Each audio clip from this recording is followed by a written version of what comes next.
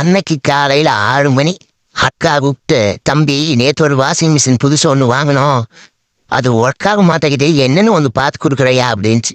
சரின்னு போய் பார்த்தா வோல்டேஜ் செக் பண்ணி பார்த்தா 408 வோல்டேஜ் வருது. யாருக்கா ஒயரிங் வந்தாங்க அப்படின்னா, அது இன்ஜினியர் கொண்டு வந்து விட்டாரு தம்பி ஒரு பையன், அந்த பையன் தான் பண்ணாங்க அப்படின்னாங்க அந்த அக்கா.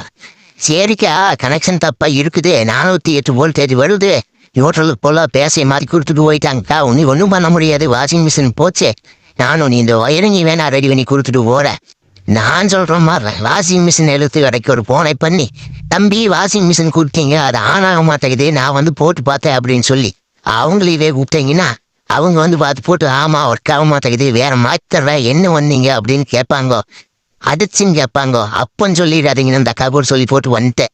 நான் சொன்னதே சரியா தப்பா? தப்பு தானே எனக்கே தெரியும் நண்பா. உங்கள் கருத்து எப்படி இருக்குன்னு பார்க்குறேன், கமெண்ட் பண்ணுங்க.